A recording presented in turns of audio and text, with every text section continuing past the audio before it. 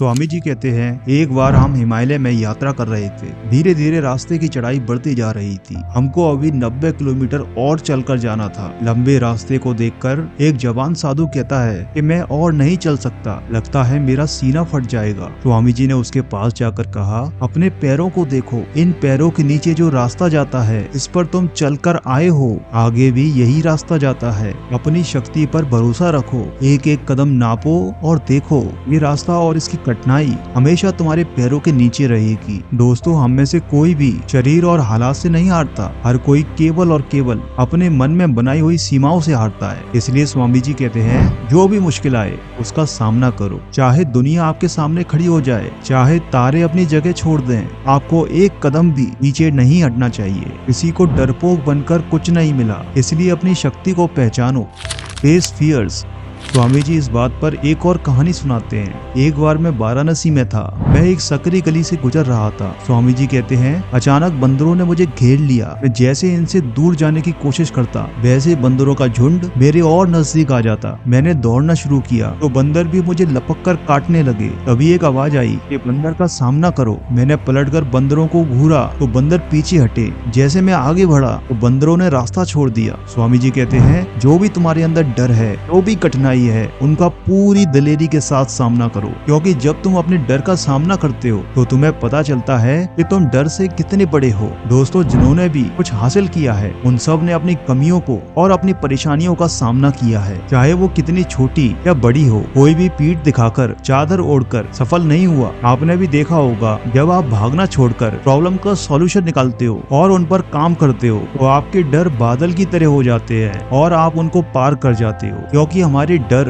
और चिंता हमारी कल्पना शक्ति के बिना जीवित नहीं रह सकते। स्वामी जी ने 1893 से 1901 के बीच 100 से ज्यादा लेक्चर दिए। इन लेक्चर में स्वामी विवेकानंद कई बार युवाओं को आत्मबल और आत्मशक्ति का संदेश दे रहे हैं। एक लेक्चर में स्वामी विवेकानंद कहते हैं कि मैंने आज तक उपनिषद के बाहर कुछ नहीं कहा और उपनिषद में केवल आत्मबल की बात की गई है। हर कमी, हर परेशानी से निपटने के लिए हमें बल चाहिए, शारीरिक बल, मानसिक बल, आत्मिक बल। What we need is strength. We want strength and every time strength. तो हमें क्या करना चाहिए?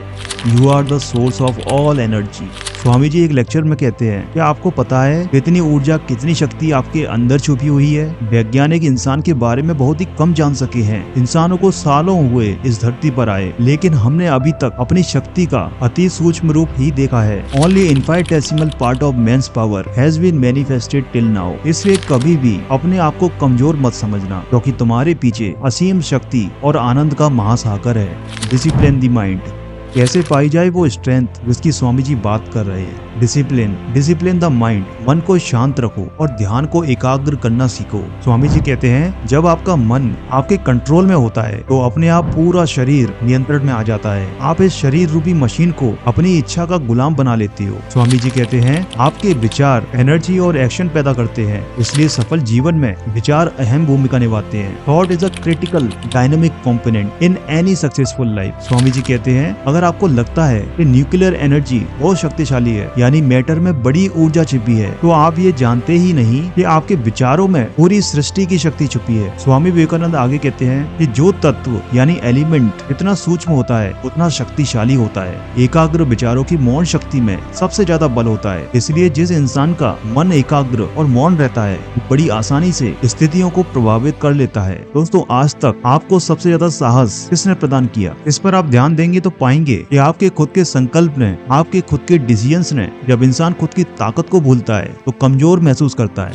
मन को एकाग्र करने का क्या तरीका है? High ideal, high purpose. Swami ji एक लेक्चर में कहते हैं कि अपने मन को सर्वोच्च आदर्श से भर लो। जो भी करना चाहो उस पर अच्छी तरह विचार करो। जब आप ऐसा करते हो तो आपकी सोच और बुद्धि अपने आप प्रखर होती है, जिसके कारण आपके एक्शन अपने आप सशक्त होते हैं। दोस्तों, स्वामी जी कहना चाहते हैं कि अगर आपका पर्पस नाम और पैसा कमाना है तो इसे और बड़ा कर लो। इसमें इंसान और विश्व की सेवा जोड़ लो और देखो, आप अच्छा काम करके, अच्छा कैरियर और अच्छी कंपनी बनाकर अपने परिवार, अपने समाज और देश में कितने लोगों की मदद कर सकते हो। ऊंचे उद्देश्य से आपकी फीलिंग चेंज होती है। आप विस्तार की भावना महसूस करते हो और इस भावना से आपकी एनर्जी बदलती है। आप नए तरीकों से सोचते हो और आपके विचार परेशानी को पार कर जाते हैं। इसलिए आपका मन आपके इंटेंशन और पर्पस की शक्ति से ट्रांसफॉर्म हो जाता है। कुछ बड़ा करने की भावना हम सब अपने जीवन में कभी न कभी महसूस करते लेते हैं लेकिन इसे लंबे समय तक बनाए नहीं रह पाते। इसलिए बड़े उद्देश्य के साथ आपको चाहिए कांस्टेंट प्रैक्टिस। स्वामी जी कहते हैं कि कोई भी डरपोक तोते की तरह बातें कर सकता है लेकिन संकल्प शक्ति वाला ही प्यारों को एक्शन में बदल सकता है। हमेशा अपने विचारों को लक्ष्य और उसके कार्य पर बनाए रखो। हम लोग लगातार कोशिश करने से, अभ्यास करने से मानसिक बल प्राप्त करते हैं। लगातार कोशिश करने और सचेत रहने से ही आंतरिक शक्ति प्रकट होती है। Constant vigilance, constant awareness is the price of strength, infinite faith and strength.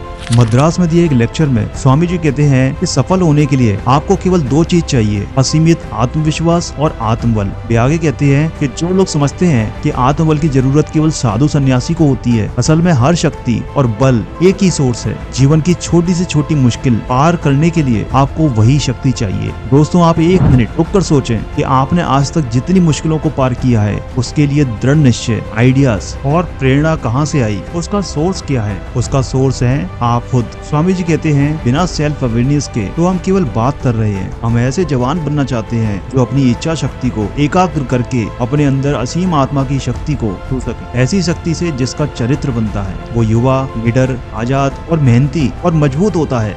No mistakes shall stop you. Swami ji कहते हैं इस जीवन में जो भी प्राप्त है उसके पीछे महान तैयारी छिपी होती है। हम जिस कर्म भूमि में हैं उसमें कुछ गलतियों की धूल भी उठेगी। हम सबसे अपने जीवन में गलती होती है। उन्हें सही और गलत के बोझ में मत दबाओ, बल्कि उनको धन्यवाद दो क्योंकि वो तुम्हें अपने लक्ष्य की ओर ले जाती है। स्वामी जी का ये कोट पूरे वीडियो को समराइज करता है। Great convictions are the mothers of great deeds. कर्म महान है लेकिन वे खुद एक महान सोच और महान बिलीफ सिस्टम में आते हैं। जो दिमाग महान विचार नहीं सोच सकता वो ओरिजिनल विचार भी नहीं सोच सकता। ऐसे दिमाग ने क्रिएटिविटी की शक्ति खो दी है। इसलिए अपने दिमाग को महान विचारों और आइडियल से भरो। दिन रात इनको दोहराओ, अपने सामने रखो और सतत कर्म करो। इन सब प्रक्रियाओं से अद्भुत रिजल्ट पैदा होंगे। दोस्तों, स्क्रीन पर शो हो रहे आप इन दो वीडियोस को भी जरूर देखें। इन वीडियोस से आपको बहुत कुछ सीखने को मिलेगा और आपको बहुत सारी इंस्पिरेशन मिलेगी। मैं इसी तरह की वीडियोस आपके लिए आगे भी लाता रहूंगा।